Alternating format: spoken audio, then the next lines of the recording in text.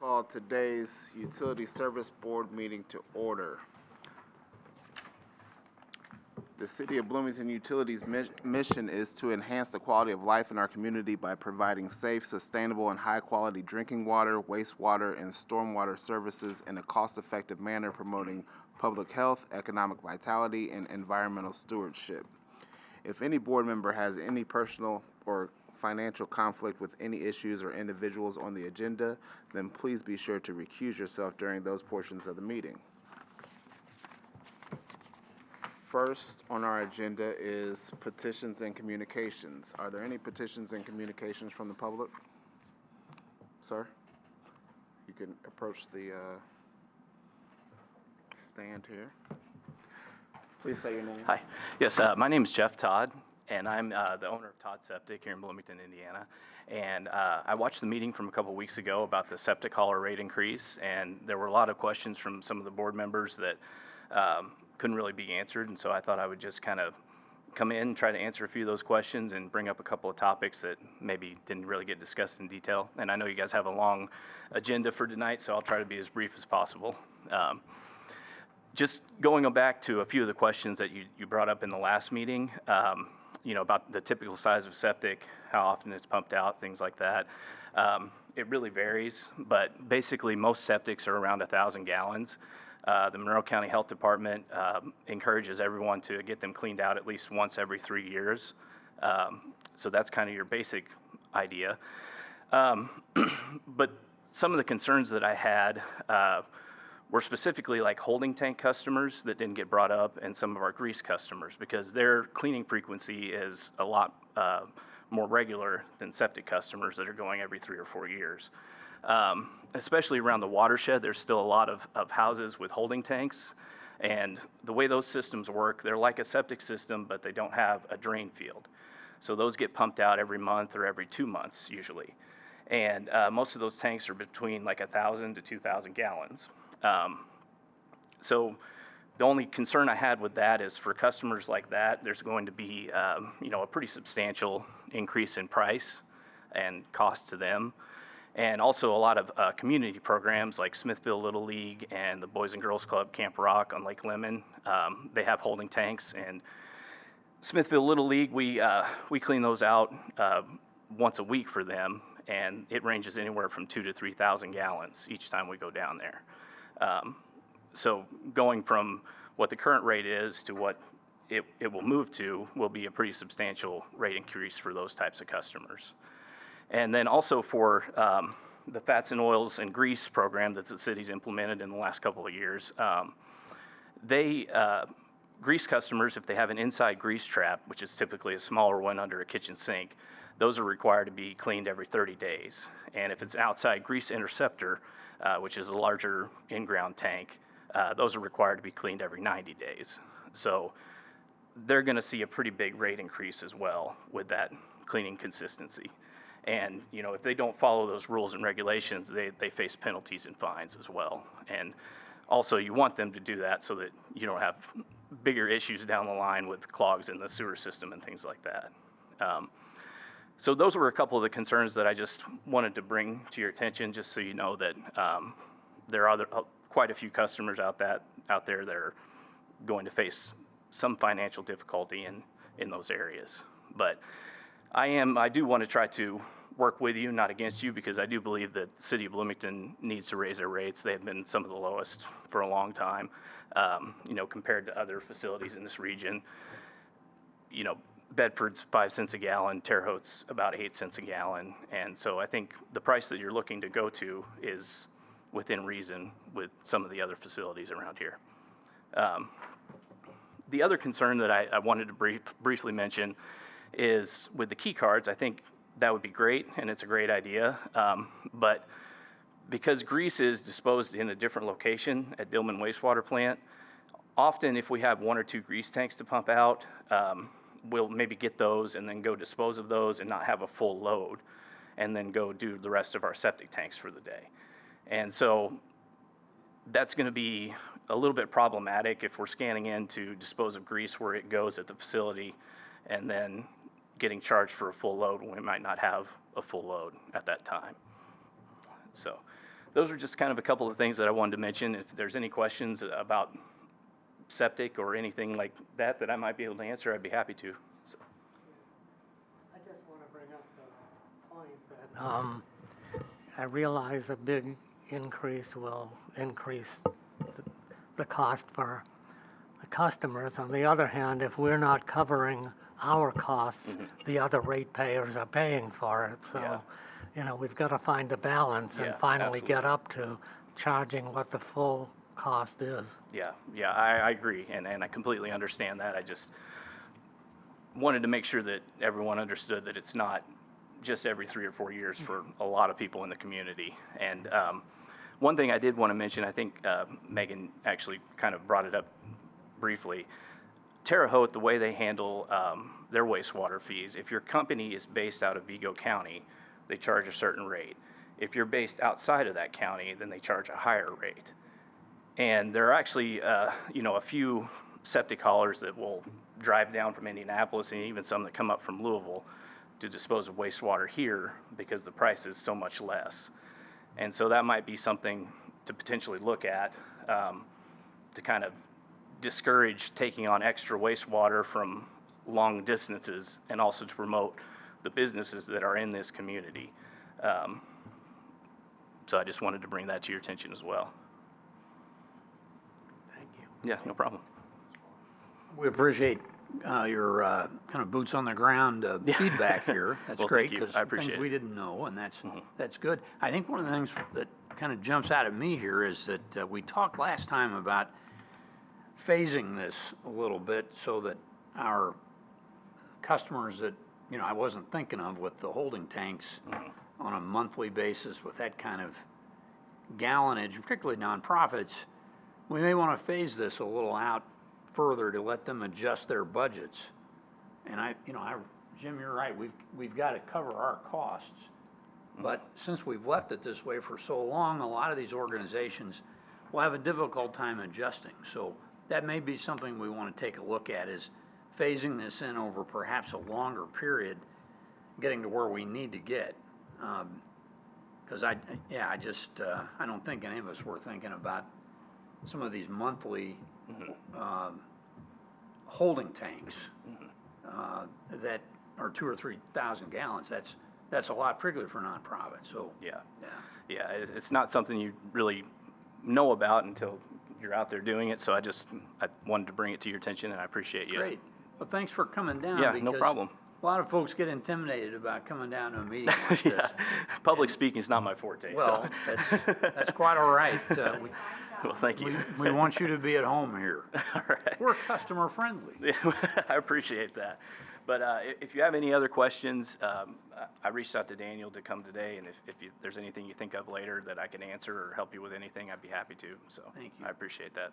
Thank you for coming and Yeah. answering all those questions that, we didn't know about, and Yeah. so certainly not thinking about.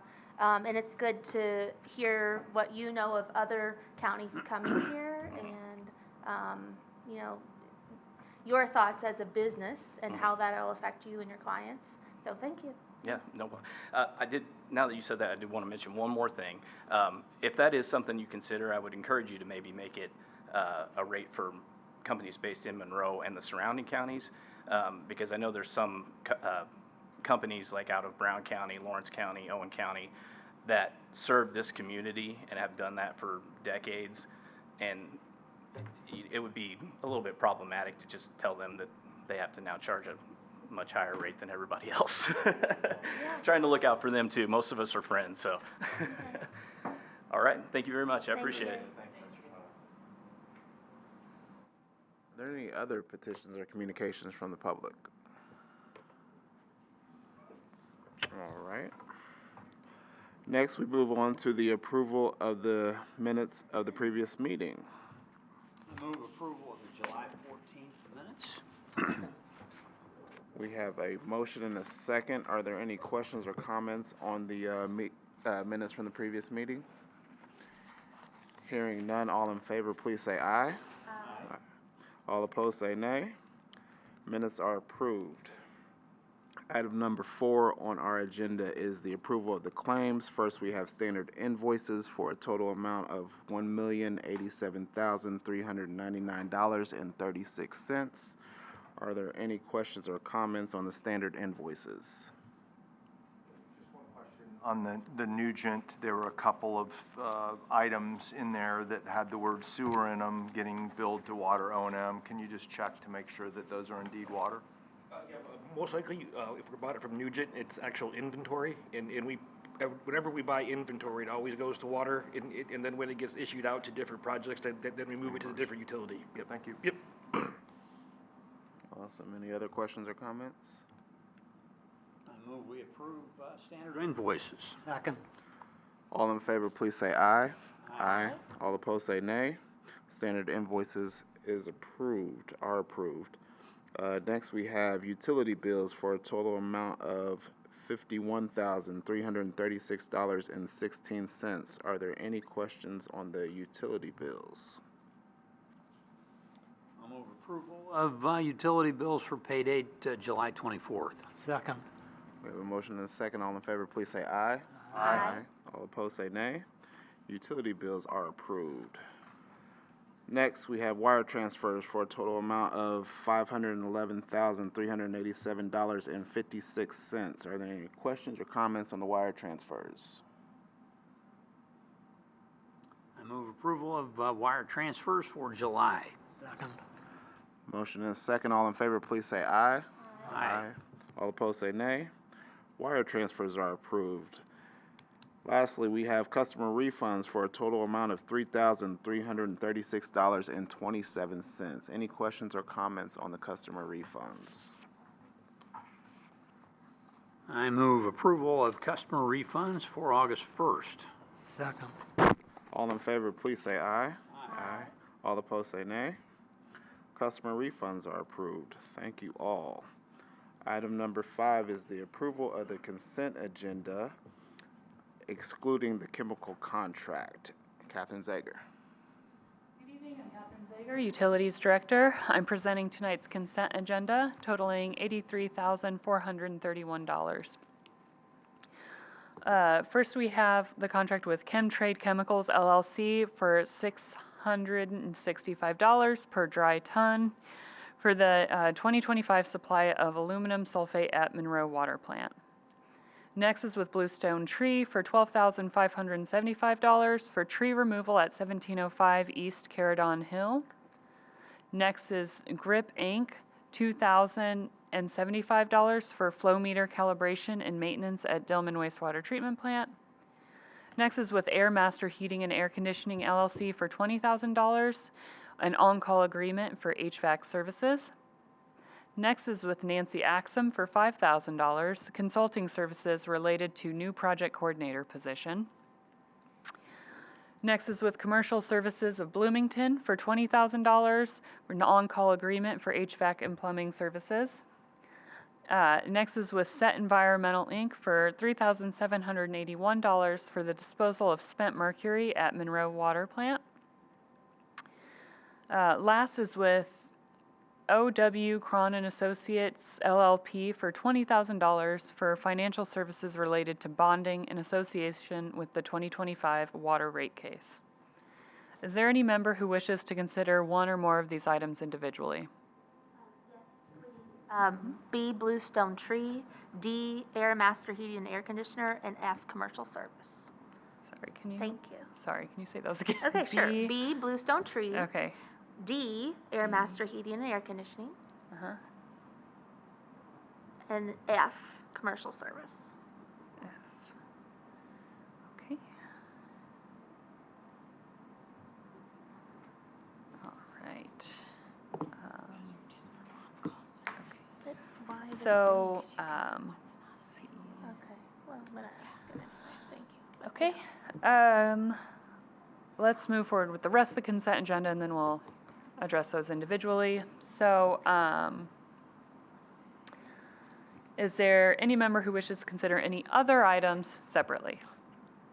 No. All right.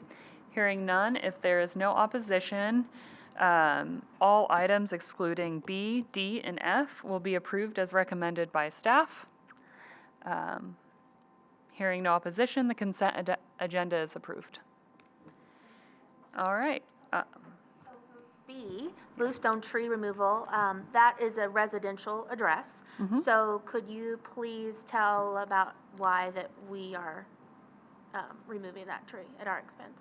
Yeah, I think there may be staff who could explain it better, but my understanding is that this is within a utility easement. So we have to replace a line. We don't typically like to have them in the backyards for this very reason, because we need to remove the trees that are there. So they've grown over the line, and now we need to remove it because we need to go in and make repairs. Okay. Yeah. Is that accurate? Okay. There was root damage to trees that aren't in the easement, and we decided rather than get into possibly costly and uncertain litigation, we decided to remove the trees because they are not going to survive after we did work in the easement. Okay, thank you. Was this part of the Winslow project? That neighborhood's I kind don't of. know that. Okay. Yeah, that's why I was just kind of curious if it was trees that had to be removed because of that particular project. Winslow Roundabout. Oh. Yes, and that other area Right. that's closer to, anyway, but that would be more in line with that. Yeah, it's more in line with this area. Was That's it? why I was curious. That's along Oh, this way. this Okay. was due to a main break. Okay. Yeah. Yes, there was a main break. Thank you. Right. Okay. That's what, Thank thank you very much. Yeah. Thank you. So my other, Okay, yep. so any other, I guess, I'm not sure. Any other questions for B?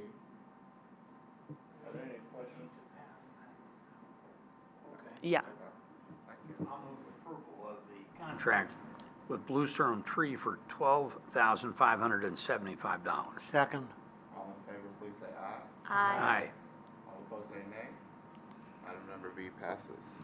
Okay, thank you. And then my questions about Air Master Heating and Air Conditioning and Commercial Services. They're both on-call services, so I guess just confirming that if one's not available, then you call the other one, or they essentially provide the same services. Air Master Heating and Cooling, I believe, out of Bedford. So I just wondered. We do like to have options for on-calls, just in case somebody's not available that day, because on-calls are somewhat emergency type things. So we do like to have options for the plans to use. Okay. Yeah, most all of the disciplines that we use on-call contract services are duplicated. We have several contractors doing each of those: plumbing, Right. electrical, et cetera, so that we can kind of rotate through them and make sure we have somebody who can be there when we need them. Okay, thank you. I think I would probably remember other times when we've had others as community, businesses on there as well, but typically not two that provide the same services on the same consent agenda, so that's why I wanted to ask. So, thank you. I move approval of the contracts with Air Master Heating and Air Conditioning and Commercial Services of Bloomington. Second. All in favor, please say aye. Aye. All opposed, say nay. Both items pass. Thank you. Next, item number 6 is request approval of professional service agreement with Wessler Engineering for replacement of PLCs and HMIs at Dillman Wastewater Treatment Plant. Mark Menifee. Mark Menifee, utility engineer. I'd like to ask approval of a contract for Wessler Engineering to replace control, PLC control parts that are discontinued. In the spring, Wessler did an assessment of our SCADA control system and identified a number of controllers that are discontinued, and this is a contract to replace those controllers to upgrade the system. Be happy to answer any questions. Questions or comments from Mark? Mark, does this help us with our efforts to increase our cybersecurity posture by having the latest equipment? Yes, this would replace discontinued equipment. It would have, each of these parts has its own password. And this project also helps us on the next agenda item, which definitely increases our cybersecurity. Great, thank you. Do we have a motion for approval? Yeah, I move we approve the request for professional service agreement with Wessler. All in favor, please say aye. Aye. All opposed, say nay. Request is approved. Next, we have request approval of professional service agreement with Wessler Engineering for SCADA migration at Dillman wastewater treatment plant. Mark Menifee. I'd like to ask approval for this contract with Wessler Engineering. This is to upgrade the front-end software that all the operators use to control the processes. This will bring Dillman up to the, we'll soon have Blucher and Dillman with the same front-end software, so we'll have consistency across the plants. This also increases our cybersecurity, enhances cybersecurity by controlling logins and just enhancing our password. So this contract is $264,000, and I'm happy to answer any questions. I was just wondering, and I know like maybe in our consent agenda, we had like some consulting services related to a different project, but I know that we, try to train everybody. So what is like the training process for being able to use these new programs or passwords and different things? Like, I guess what's the, how you get the hang of it? Like, for example, at school, we've got new things that have come out over the summer that, on the first day of school, you got to be able to take attendance on this thing. And it's like, we got to watch this 3-hour video so I can take attendance. And so, like, and I'm just going to probably just find what's the shortcut? What are the 3 buttons I need to press and not understand the deep end of it? But we want our folks to understand the deep end of it, right? So what is that like for getting training for people when they're also trying to do their jobs, and how, like, especially when it's like, okay, this is in place now. So what do we do?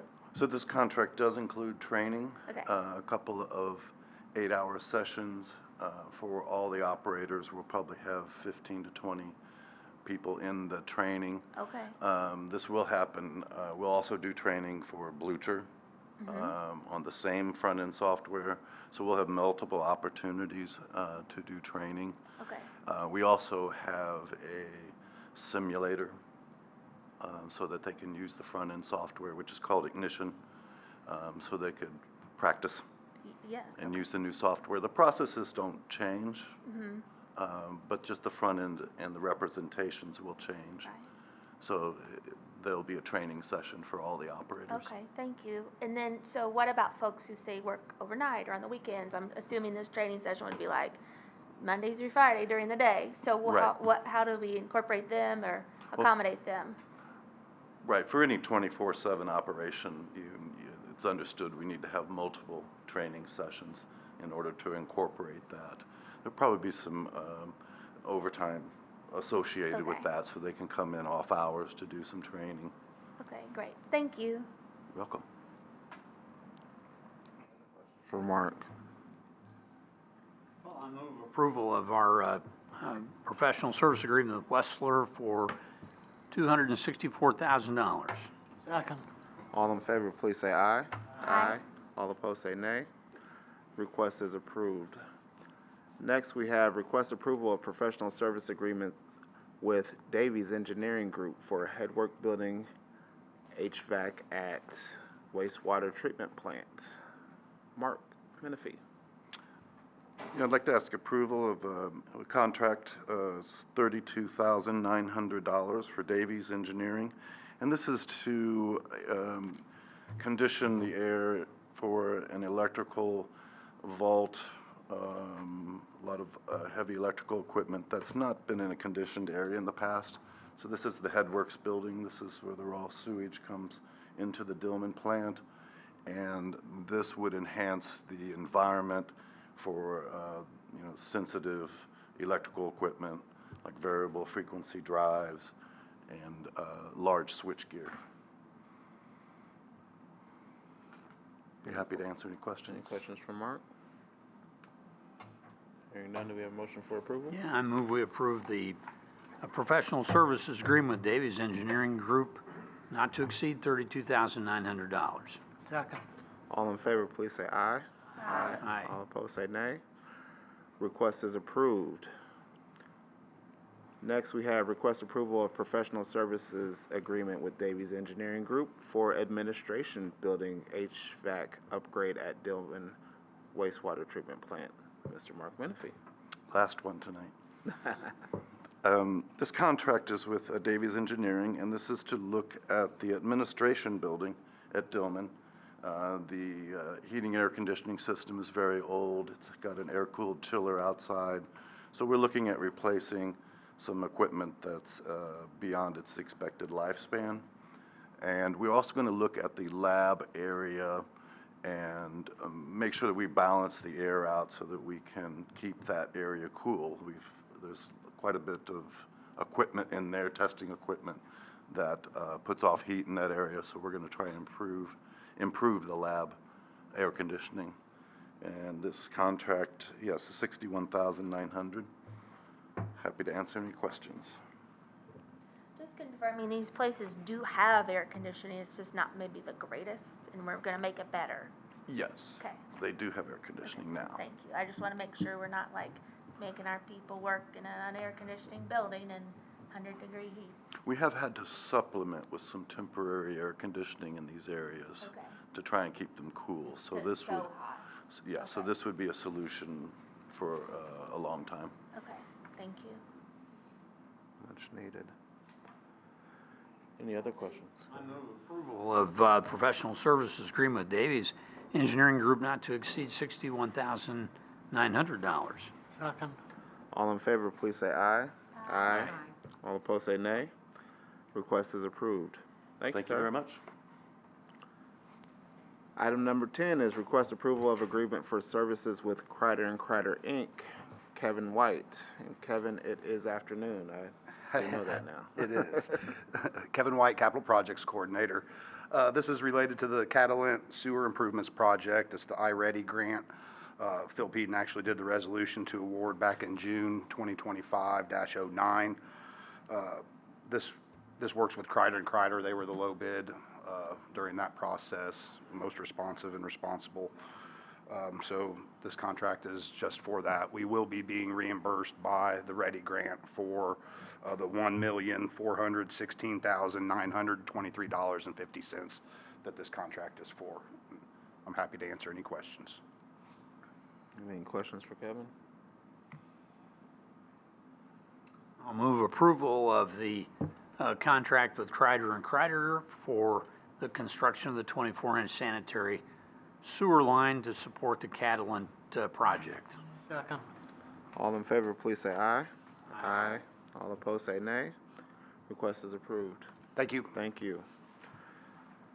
Next, we have request approval of amendment number 1 to agreement with Stantec Consulting Services, Inc. Matt Havey. Is the firm that we've engaged to do our cost of service study for our ongoing rate case. We mentioned it in the subcommittee meeting, but we had some issues collecting the data, which set us back on some time. And then due to that, we ended up changing our test year to get a fresher test year. And so this is just an adjustment for them having to go back and do some rework for the cost service study. So. We have any questions? Go ahead. So, we kind of glossed over this over in the budget meeting about the data issue. That we weren't able to get what we needed. Is that something that we weren't able to produce in-house, or was that something that we had contracted with someone with to get that data? So we ended up not being able to do it in-house just because of the volume of data. They wanted hourly data for an entire year for every one of our customers. And so it took us a lot of back and forth with our census analytics folks. for them to actually get us the right data in a form that they could use. And so it was just a struggle for them to send us the data. And did we contract with them to provide the data? Yes. Okay. And now we're having to get another group to do the data? No, it's the same group. It just because of the data issues, they did work on a test year that we ended up not using. So now they have to go back and do 2024 is the test year instead of 2023. And so it's basically duplicating the work, but with a different year. So Stantec is doing the cost of service study. We were wanting to provide them, we needed to provide them data from our AMI through Census. Census, we had contracted with them to get the data after we realized it was not possible to do it in-house through the, essentially the interface that we were provided with because the data pool was so large. We had consistent issues trying to get responses back and get that data back, and that pushed back the rate case so long that it was prudent to do our test year as 2024 instead of 2023, considering that this is going ideally in 2025. Okay, so I guess my true question is this something that we should be reimbursed for because they did not fulfill a part of a contract with us, or it was just a matter of circumstance? The contract. I mean, you see where I'm going with this? Oh, yeah. Okay. Oh, yeah. If they were under a contract to provide something and they did not do it, what is the recourse? Because now our rate case has been delayed. Because our rate case has been delayed simply because of this data issue, or Yeah. there's multiple other things. No, this is the big hitter. This is the big part of it. And I just want to make sure we're keeping, Stantec had nothing to do with it. Stantec, yeah.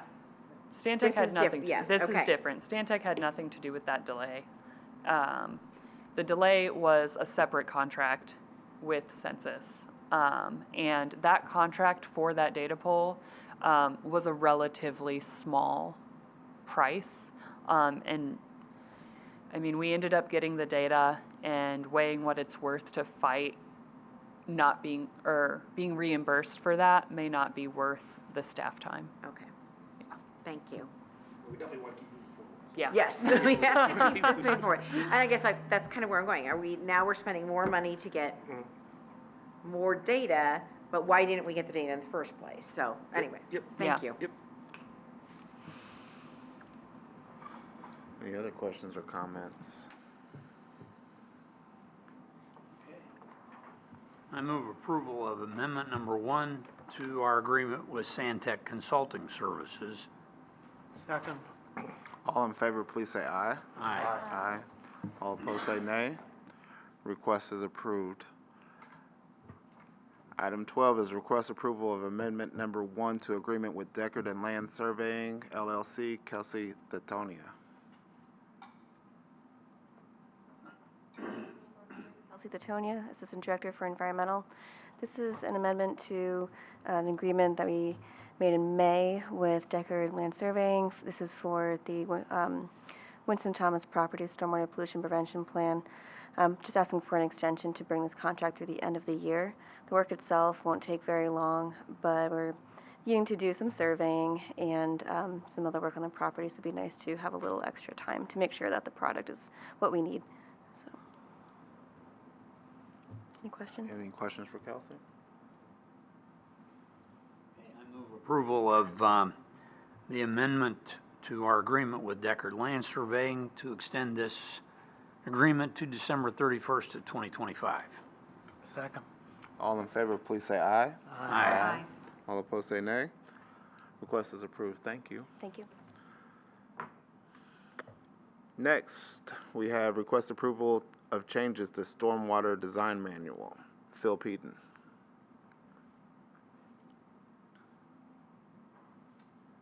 Good evening, Phil Beeden, Engineering. I felt like I should give Mark a chance to come up and do 5 and go for the record. Anyway, Caden Swanson, one of the engineers in our department, did the majority of all this work, so credit to Caden. These changes are relative to the House Bill 1037. Kelsey did an eloquent job of sharing with you those with the changes to Title 13 in a previous meeting, and this is just a follow-up to update the design standards to match some of that. While we were making the changes, we made a few other minor changes in there, but the majority is just so it's in congruence with House Bill 1037. So, available for any questions. Are any of the minor changes like feedback that you've had from people using the design manual that had a comment? No, I think, really the change that I would say that was made was we're transitioning, and I'd credit Liz Carter and Kelsey and Caden setting up the stormwater permits. Those are going to move to the electronic access portal, civic access portal, so if anyone submits for a stormwater permit, it'll go through that. And so they've worked diligently with the ITS department to create this new program for submitting the stormwater. So there's a section on there that describes how you do that.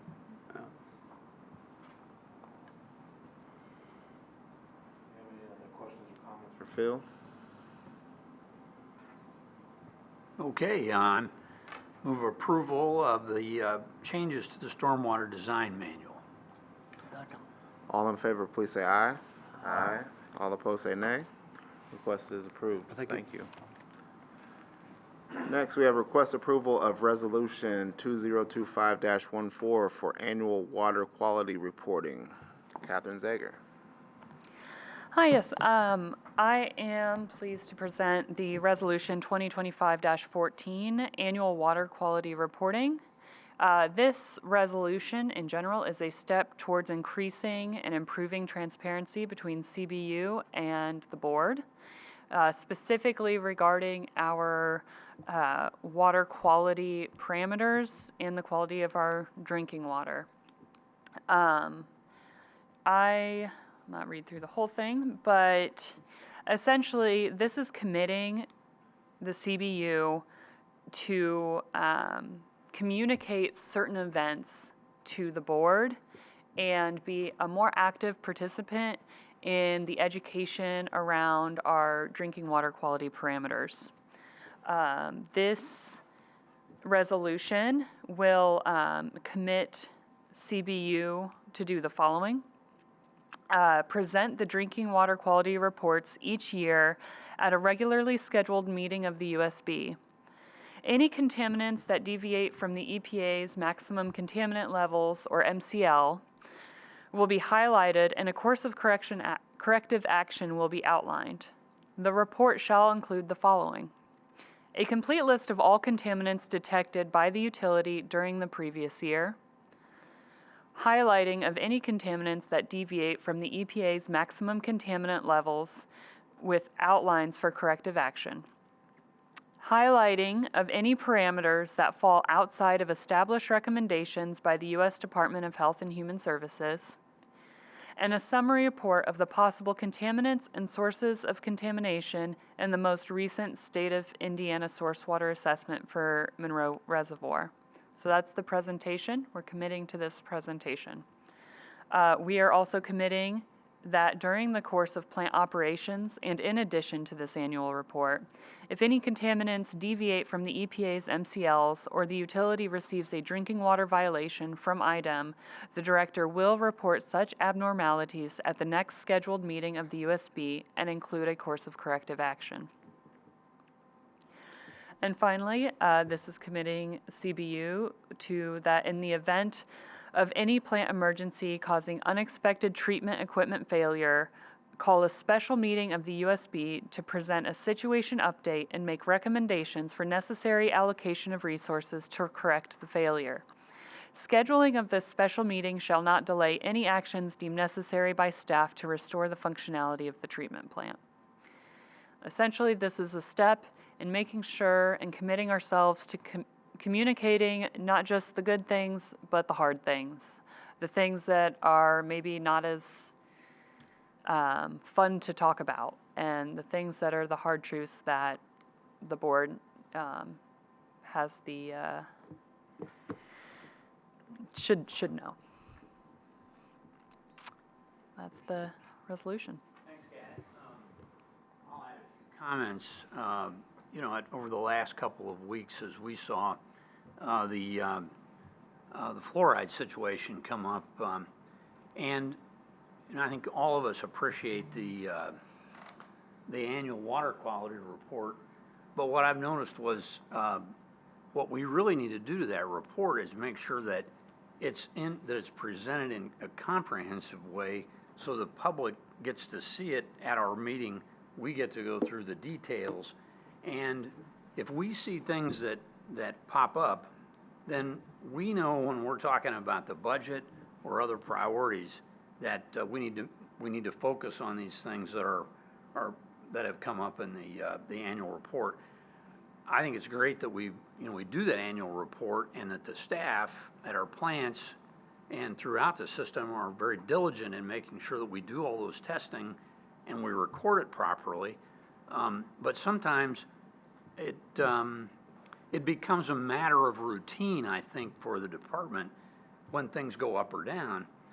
But there are times when we need to know about that as a board, and more importantly, the public needs to understand what's going on as well. And so this puts us on record as making sure that that annual report gets a comprehensive review.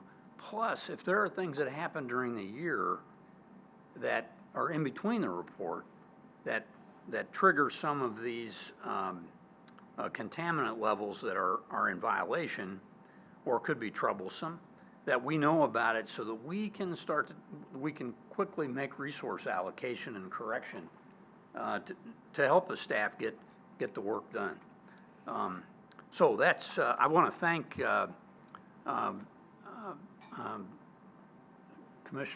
Board Member Sherman and the staff. Kat helped, and Seth, Chris reviewed it as well over the past week as we drafted this.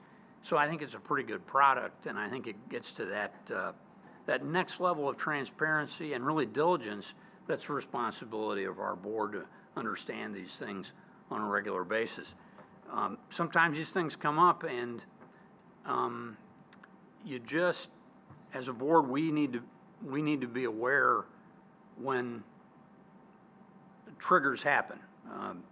In Army terms, we call them commander's critical information requirements, and in this case, I'd say it's board critical information requirements, and that's kind of how I thought about it when we got this drafted. So I'd appreciate any other comments or amendments and a positive vote. Thank you.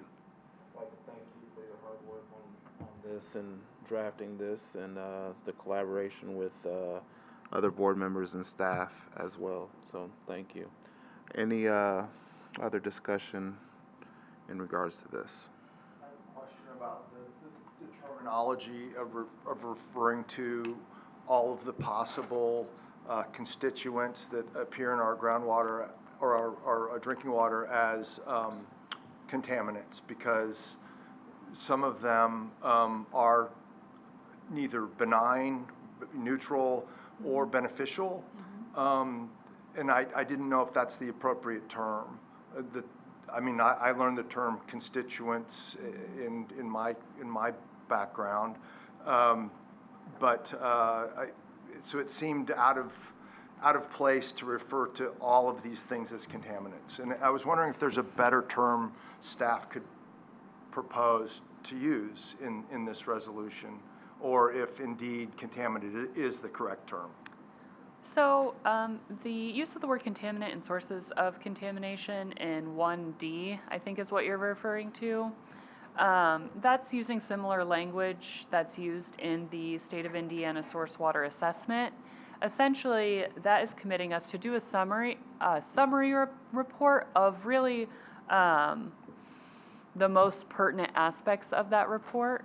And while, yes, some may be benign and be more like constituents instead of contaminants, we were just using that language from that report.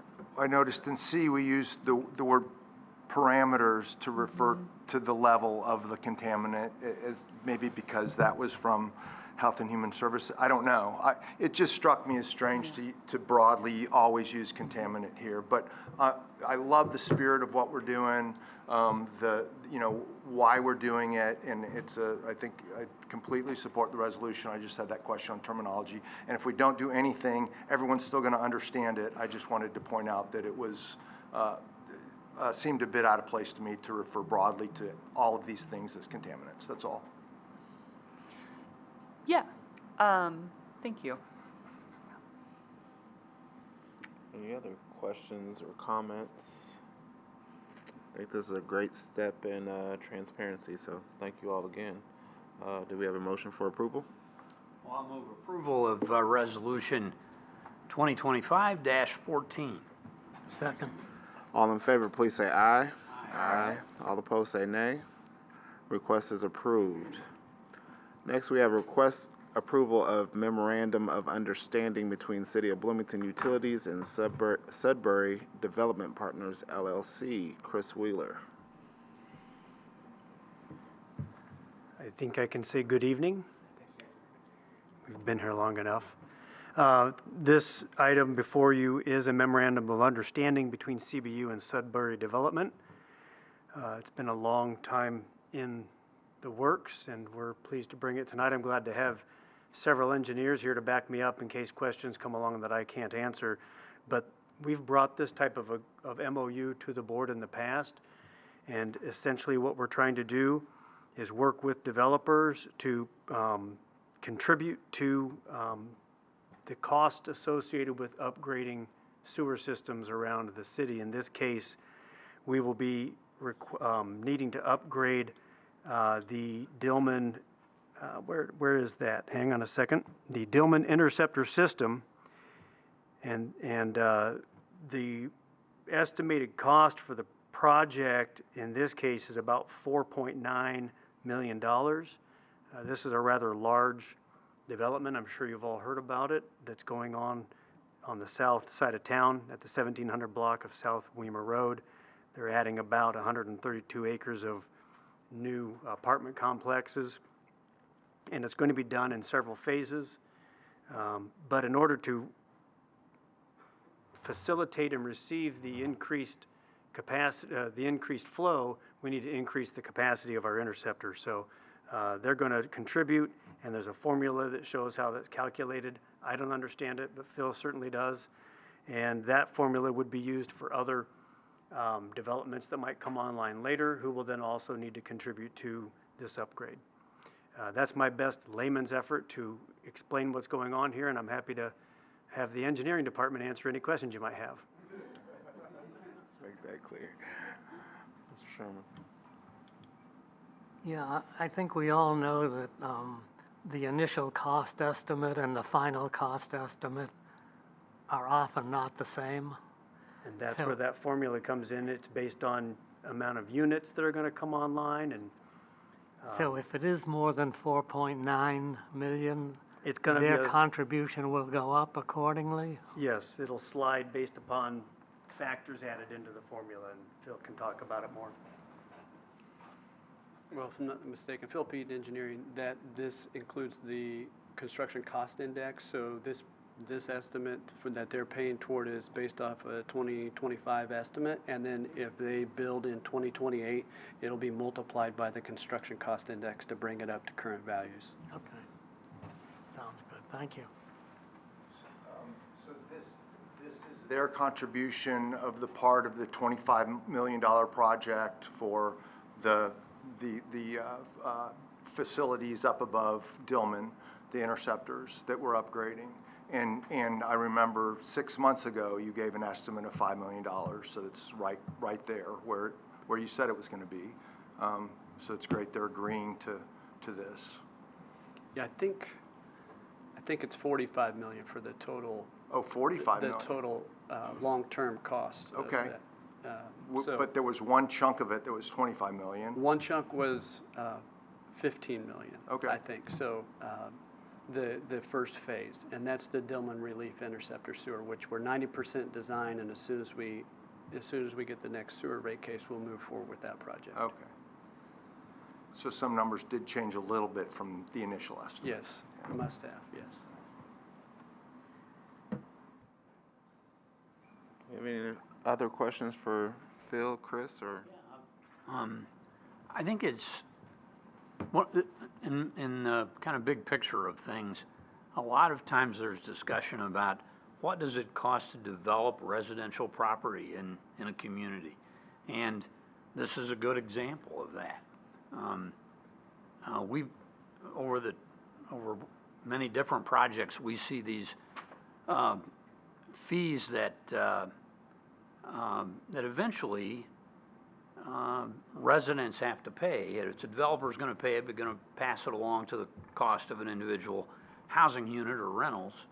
And so I think sometimes it gets lost in the mix that there's a lot of different pieces to making a project happen. And this is just a good example of how we have to add to our larger infrastructure to handle these large projects, even the small projects.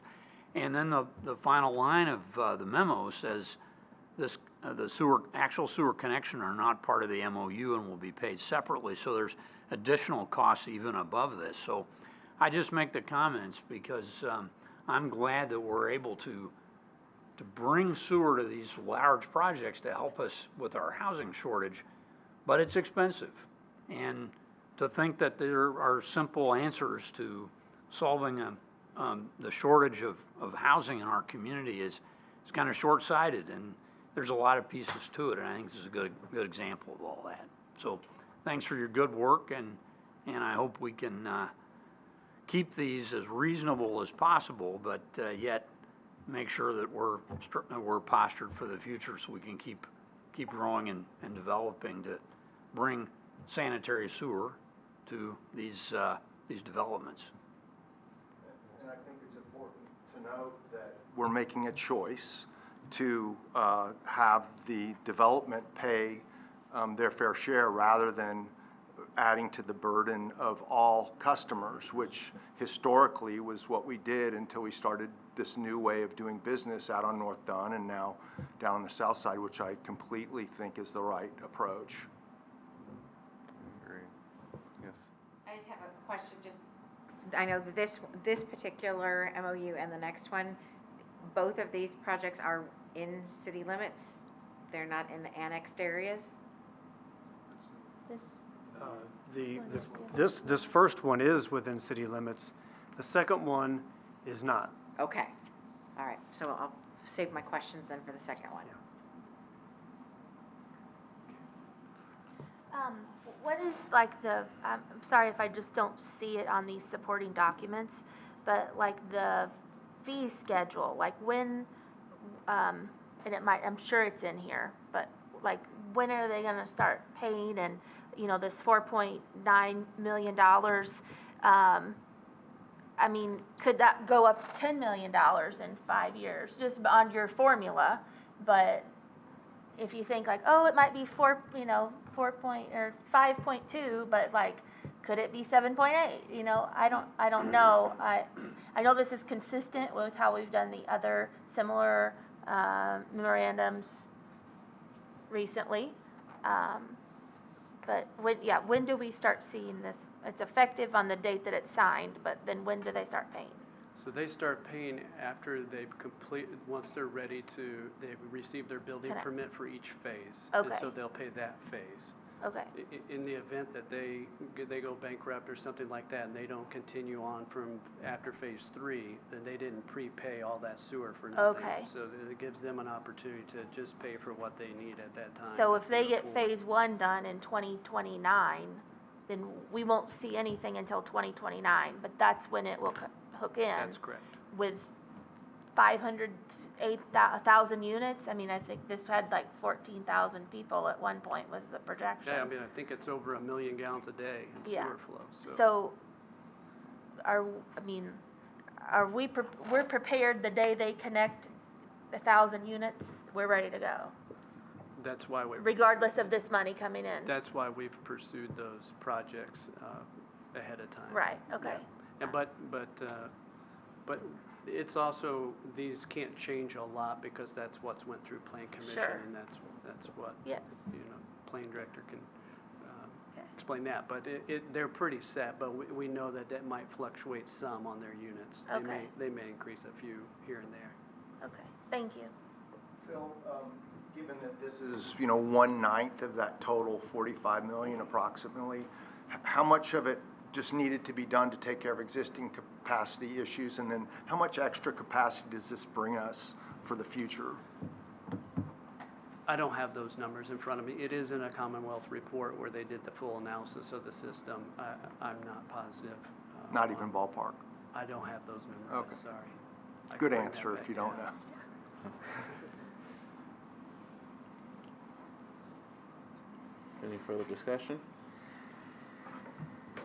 Okay, I move approval of our memorandum of understanding between CBU and Sudbury Development Partners. Second. All in favor, please say aye. Aye. All opposed, say nay. Request is approved. Next, we have request approval of sewer main extension agreement. Chris Wheeler. Thank you. Chris Wheeler again, City Legal. And this item before you is a contract, an agreement between CBU and Blind Squirrels LLC, which is the developer of some real estate down on the south side of town on South Rogers Street. This is located outside of city limits. There was a handful, not very many, 3 or 4, maybe 5 projects that had taken substantial steps in the process of developing when the city changed its posture with regards to annexation. This is one of those projects that had already taken substantial steps. And we had agreed at that time that these handful of projects would still be able to go forward because they had expended money in reliance upon our posture that we would serve them. And so it would have been a bad situation for us to try and change our posture and have them be out as much money, I don't know, depending on the developer, lots of money that they'd already sunk into their projects. And so I think this might be the last one of those, but this is one of those projects. And what we have here is a main extension that comes out, we had just done one that came towards the corner of that road and South Rogers. And this particular section now is a different developer who's bringing it around the corner and down South Rogers Street. The developer is Randy Cassidy and his wife Tamby. They're the Blind Squirrels. Their main extension agreement has them bringing it down, and they have several original properties that are already identified who will be able to connect, and then there are 3 subsequent connectors. This type of an agreement is set up to not only establish how we will take over the equipment when they are done. We review it, we inspect it, we take it over, they turn it over to us with a bill of sale, but also to discuss what kind of reimbursement they would have as these subsequent connectors connect to the system that they paid to have put in place. That's the agreement. We don't know the total cost yet. It's designed that way because the development hasn't been installed. But this is our agreement and we recommend approval. Happy to try and answer any questions. Did they have a will serve in place? Yes. Thank you. That was my question. Was there a will serve? Because you didn't use that terminology when Yeah, you these described. projects would not have gone forward with all of their development and taken the substantial steps towards their development without those will You keep serves. saying substantial steps. Did Right. they have the will Yeah, serve they had a will in serve. place? Okay. Uh-huh. Okay. Because other, like, say, the West Side Christian Church, when they came, they spent money on their project Correct. too. And, I mean, we know how that went down. I don't want to bring that back up again. But, and I'm supportive of this project. So they had a will serve. Yes. Okay. Any other questions for Chris? All right, I move we approve the request for sewer main extension agreement between CBU and Blind Squirrels LLC. Second. All in favor, please say aye. Aye. All opposed, say nay. Request is approved. Thank you. Thank you. Next, we have old business. Old business from the board. Old business from staff. New business. New business from the board. Mr. Sherman. Yeah, I was surprised to see the headlines in the Herald Times yesterday or the day before, and I could remember nothing about this, and so I would just like to be brought up to date. Is there a contract out there somewhere that just hasn't been signed? I don't remember the board approving such a contract. Is there just no contract at any stage of development? Or is this just fake news? It's it's the contract with the state. Yeah, for withdrawal. Do you want me to? Sure, go for it.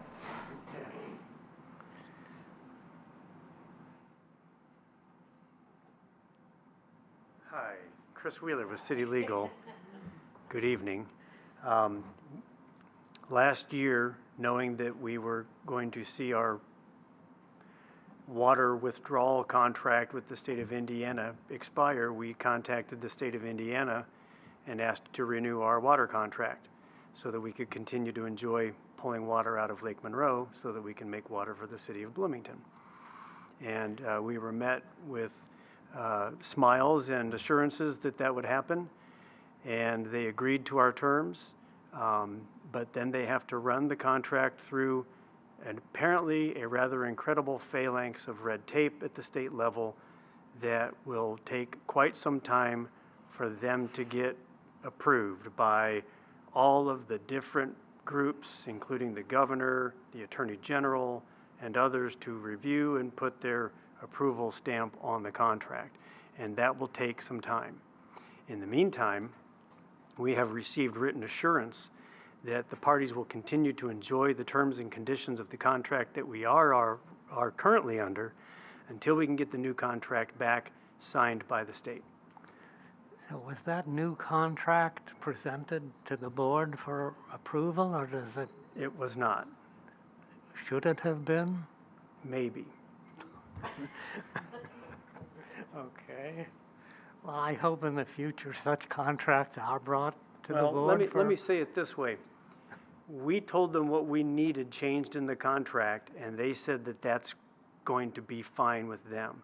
I think at some point, they're going to send us the new contract with those new terms in it that they have signed, and that's when we're going to review it with this board before we sign it. Okay. We did not send them a contract. We told them what we need. Okay. I apologize for that, but it's possible that I should have talked with you about what we think we need as a utility. We'd appreciate it. Yeah, but there is no actual written contract at the moment besides the emails back and forth talking about what we know we would like to see changed in the contract. Yeah, my other question is that I know that at least Frank and Kat probably knew this was coming because they are quoted extensively, so you must have had interviews. I think my feeling is that if you folks know that something is likely to come out, and I realize this is really probably written the way they meant it, it sounds to readers like we don't have a contract and we could not have water anymore. I mean, it doesn't say, hey, this is just a nothing. So I'd appreciate it if you know that something's going to come out in the local news, that an email is sent to the board members that say, be on the lookout, and this is what it means. And that's been done in the past. Right, so it would be reasonable to think that that practice would be continued. Yep. That's all I got. I can talk about that a little bit. We are often interviewed by a variety of news groups, often IU, sometimes for smaller segments, sometimes for bigger things that for some reason hit the front page. We may have misjudged how much of a front page story this would be. We know that we are able to continue to draw water from Lake Monroe based on our assurances with the state. This is an ongoing, to me, relatively boring bureaucratic process. And so I'm surprised that this made a front page headline, to be perfectly honest. We know where we stand with the state. There's really no controversy here. I'm happy to bring up future news reports if we're in the news. Sometimes it's hard to decipher through the noise where we end up in a news report. Sometimes we'll be interviewed and they'll say it's not even worth it. Over-communicated with us rather than under-communicated. I'd like to say one last thing as well. At least from my perspective, had I known that it would take the state of Indiana up to about a year to get the contract back to us signed, I would have started this about a year and a half ago. But I have never seen anything like this before, so it was quite surprising. But they've made good assurances. The folks at the state have been really good to work with. They talk about it very matter-of-factly. It's like, it's just going to take a while and we'll get it back to you. They've already approved what we would like, and to us, we really didn't see it as an issue, but if I haven't read the article, but I'm sure they want to make an issue out of it, but there isn't one, so anyway, thank you. No, what they included did have those assurances that Frank especially and Kat talked about. So it isn't, I mean, it's just the headline kind of makes it seem like we ain't gonna get water anymore. Jim. Whenever you have 50 over there, it's gonna catch some eyes, Mr. Water. Yeah, I think part of the reason that it waves some flags for those of us who follow all this from the big picture in the state is we've had these different entreaties about drawing water from Lake Monroe by other folks. And that's become even, Indianapolis asked about it years ago. And you had somebody like Bert Servas making the proposal to build a pipe from Lake Monroe to Indianapolis. He could have done that if he had the right legislative support. And these days, we all know how water is becoming so valuable in many of the industries that Indiana is trying to attract. The microchip industry, these different plants that are being proposed to be built around the state, they need a lot of water, and it's not lost on me that if you want to build a big plant like that and you've got infrastructure around, this wouldn't be a bad place to do it. And that would be another big drain on the lake. And so these things start piling up in your mind, and it's our only water source. And so when you get a headline like that, it makes people scratch their head that watch these public policy questions about the large requirements for large data centers, for cooling, and for microchip processing plants. The one that's proposed down by Crane is having a big issue with that right now. So that's why we get a little nervous, is because we don't have a well field. Maybe we need one, but this is it for us, and we got to keep an eye on it from the public policy perspective. Yeah, let me just add my own little editorial comment for what it's worth. Bloomington and Indiana University are not the favorites of our state legislature and our governor. If you had told me that there would be moves in place that would eliminate over 400 programs at Indiana University, I would have said you're nuts. So maybe I'm paranoid, but if the state legislature could say, let's just not give water to Bloomington or make them pay more for it somehow, at this point, it wouldn't shock me. So, I think, yeah, we've had assurances and assurances. I still worry. And But that's rightfully me. so, Jim. Before we had Lake Monroe, that was the major limiting factor of growth for Indiana University and Bloomington was our water supply. And it's only since the early 60s we've been able to do what we've done. What do I know? Any other? Thank you for your response, and I understand that you never expected this to happen.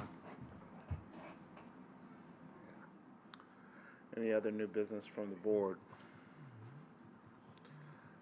New business from staff? All right, subcommittee report. We did have a finance subcommittee meeting today. It was a really nicely crafted presentation of the 2026 budget that will go to the city council at the end of the month, at the end of August. The director of CBU presented the budget proposal. She first talked about 2025 and the successes, the challenges, and the opportunities that we have. And she then presented a more detailed budget that was broken down for each of the 6 divisions of CBU, and also then broken down by water, sewer, and stormwater. And it was, as I said, a very well-crafted presentation, and I assume we will vote on it at the next meeting, and then it will proceed to city council. Well said. Any further discussion on the subcommittee report? Awesome. Next, item number 20, staff reports. We have Justin Mester.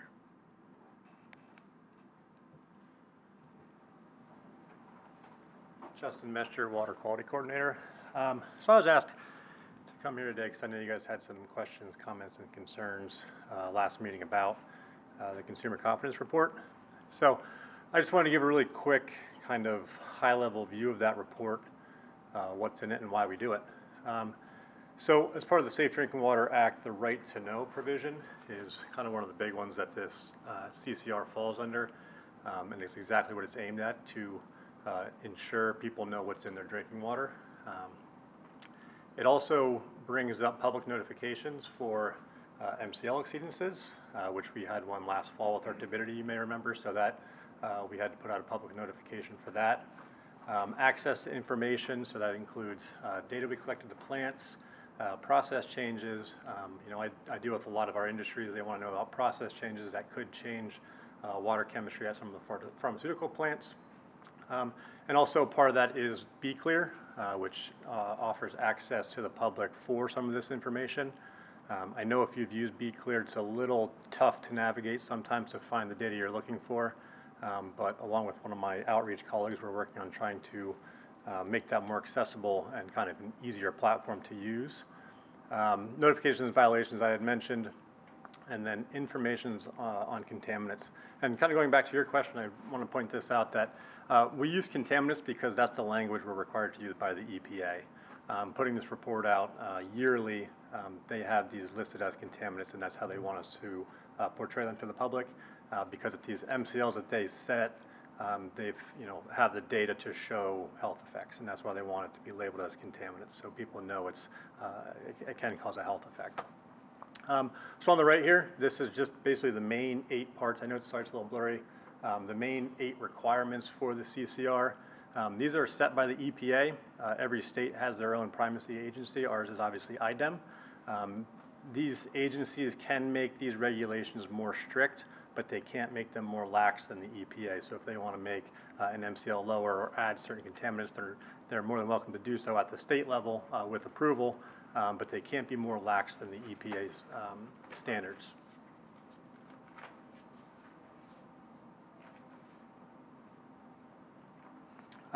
So this all falls under the National Primary Drinking Water Regulations. The primary regulations are legally enforceable, and they can enforce these standards and treatment techniques for public water systems. There's currently over 90 regulated contaminants. I think it's at 94 right now. And there's also a set of secondary standards. These are not enforceable. These are more dealing with the aesthetics of the water.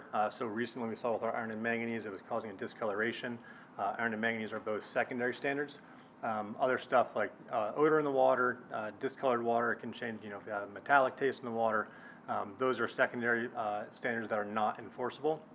And then lastly, I'll mention the UCMR testing. That plays a part because every couple years the EPA puts out a list of emerging contaminants that they think may be an issue down the road. The most recent one we took part in 2 years ago was for PFAS contaminants. And then we are seeing that being added to the National Primary Drinking Water Regulations. Over the next couple of years, there's a little gray area on that as right now as far as which of these PFAS contaminants will be part of the final rule and at what levels those final contaminants will be listed at. And on the right here, this is just kind of a breakdown of those primary contaminants, what they are and how often we test them. So you can see some of this stuff, we only test up to 3 years. The longest one I think is 6 years. So it's not something we do test, daily or monthly for all of these different contaminants. They're all on different schedules. So in the report itself, you can see that some of these have a little asterisk next to them saying, the last time we measured this was in 2023, say. So that's just kind of a breakdown of the different contaminants that are in the report. And I want to point out here, because we don't have a lot of leeway on what goes into this report. So this is the front page of this year's report. And outside of the picture of the plant, the part that says lead in that picture, and the water leak facts in the top left, which you may remember that water leaks used to almost be its own panel. But in the last couple of years, they've added so much in the requirements of what needs to be on this document that we're kind of losing space. So for example, this year our lead service inventory is new this year as far as providing information on where we can find our current inventory. On the left side, the UCMR and PFAS testing, that's new language that was added this year. So everything else on here is required. For example, of when these USB meetings occur and where they occur and how to find information about that has to be on the document. So we don't have a lot of extra space or ways to add stuff in here because I have a 4.5-page checklist from the EPA for exactly what has to be in this document.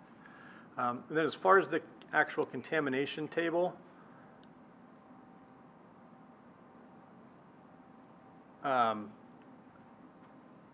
this is, oh sorry, I was expecting a different slide. This is the actual contamination table, and this is just stuff that was detectable in our water. Not saying there was a violation or that it was over an MCL. It's just anything on that list of 94 contaminants that we measured in the water. Myself and our chemist at the lab that helps me put this together every year, we do monitor these different contaminants for trends that we may see. For example, our DVPs, we monitor those monthly. And should we see 2 or 3 months in a row where it might be higher than normal for that time of year, that is something we have internal discussions about of what could be causing that, what plant changes might need to be made, and how to mitigate that and keep those from elevating because something like DVP will go higher in the summer versus in the winter. So those are trends that we do watch for the contaminants that we monitor more often. The yearly and bi-yearly and yearly contaminants are a little bit harder because you have a much smaller data set to do so. And then also on the contaminant table on the back, a lot of that's required language as well. There's a big table of definitions. And then at the bottom, we also include additional information. All of this information is not required, but we like to put it in there because we have that data. We only, by rule, have to include the maximum contaminant we recorded for each of these. But since we do have extra data, we always like to put a range on there, especially because some of these can vary a little bit, and they're all portrayed a little bit differently. Some are annual averages, so they even if you see some big swings during the year, it doesn't change your annual average a whole lot. But we like to portray that so people do know, hey, this, for one of our samplings, it may have been a little bit higher than what we've usually seen. So that's just kind of a high-level approach. I know we had that resolution tonight, so I look forward to kind of working with you guys more on that in the future and providing a more kind of comprehensive look at our consumer confidence report in the future. And I will point out, as you had mentioned, kind of more updates on this.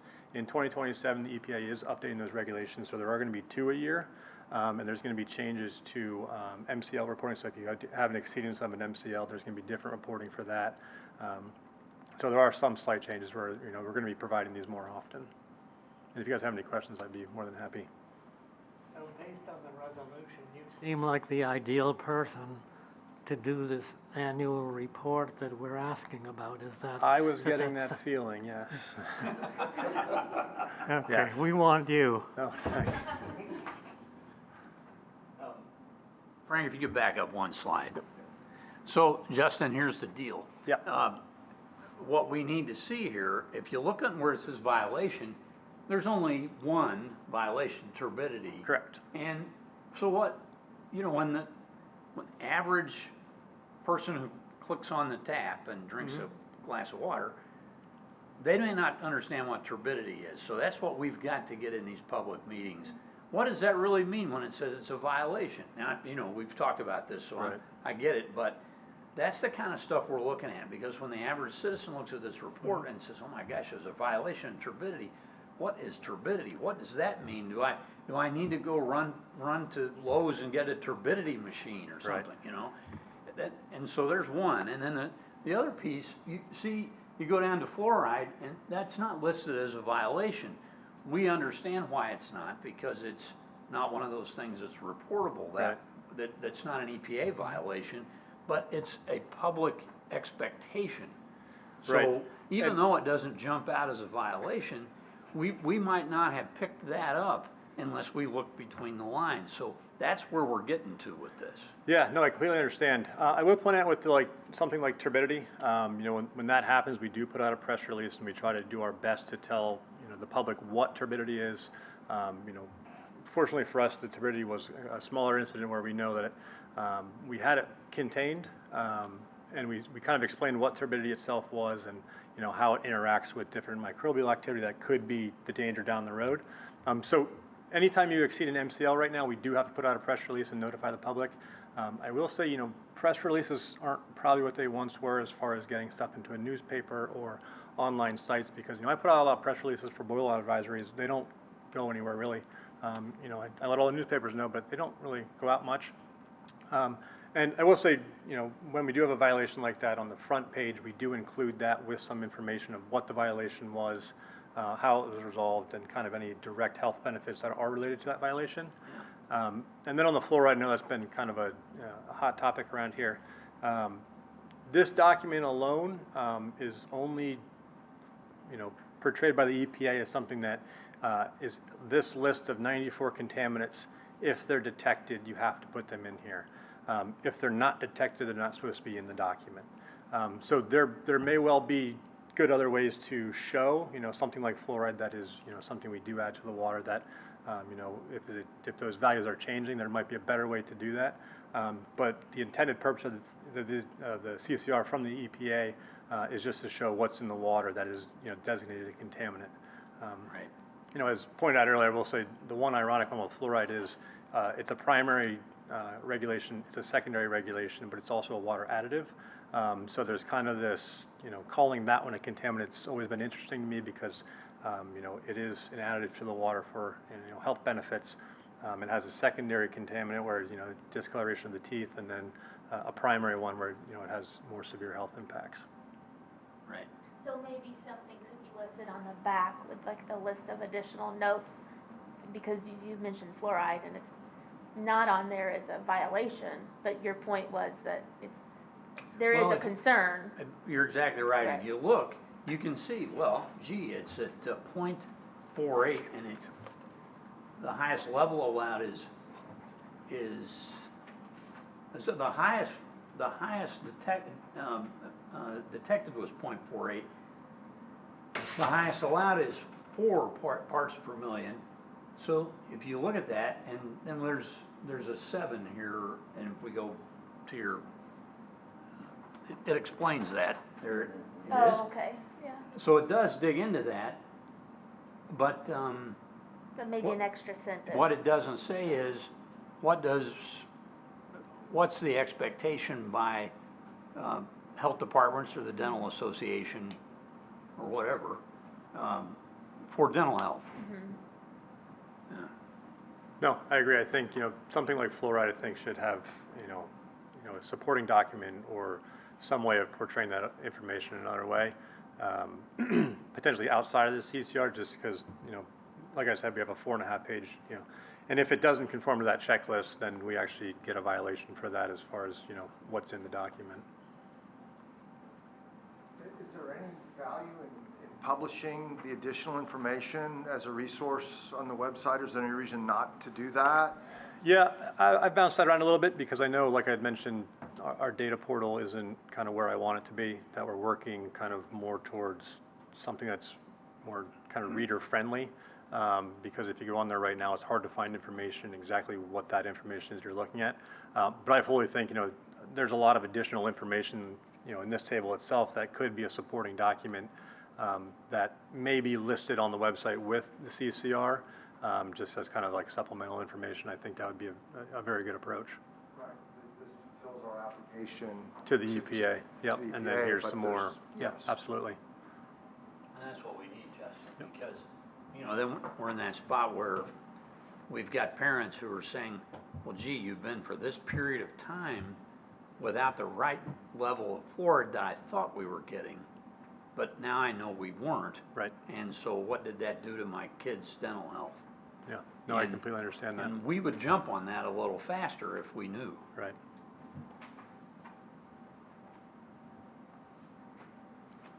Any other questions or comments for Justin? Thank you, sir. Thanks, guys. Thank you. Any other staff reports? That we wanted to congratulate Brandon Sloan. He's a wastewater operator at Dillman Road who has earned his wastewater operator Class 4 certification. Congratulations, Brandon. That's all I've got. All right, next, petitions and communications. Any petitions and communications from the public? Hearing none, do we have a motion for adjournment? We adjourn.